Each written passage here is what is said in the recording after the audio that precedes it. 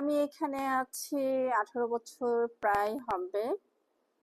18 বছরে আমি দেখেছি দিন দিন আমাদের স্টুডেন্ট লাইব্রেরির প্রতি অনেক বেশি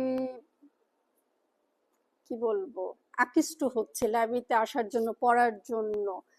আগে তো দেখা যেত ক্লাস 8-9 এর বাচ্চারা বেশি পড়তে আসতো, এখন দেখা যাচ্ছে সব ক্লাসের বাচ্চারা, ক্লাস নার্সারি থেকে 12 পর্যন্ত সব বাচ্চারা লাইব্রেরিতে আসার জন্য, বই পড়ার জন্য খুব উৎসাহ দেখায়। প্রতি বছরই স্টুডেন্ট অনেক বেড়ে যাচ্ছে আমার লাইব্রেরি ইউজার। এখানে প্রায় 14,500-এর উপরে বই আছে।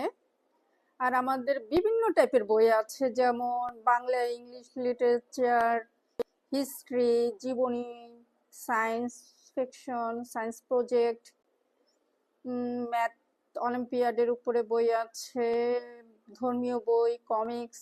আমরা বাচ্চাদের পছন্দটাকে বেশি প্রেফার করি।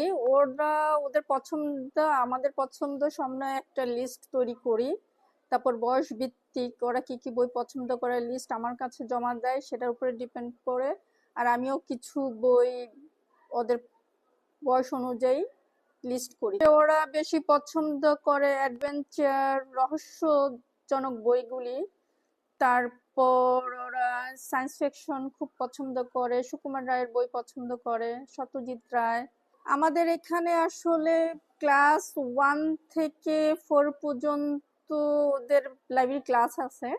ওদের ক্লাস টিচার ওদের সাথে করে নিয়ে আসে লাইব্রেরি ক্লাসটা নিয়ে, আবার ওদের পছন্দ মতো বই ওরা বাছাই করে পড়ে।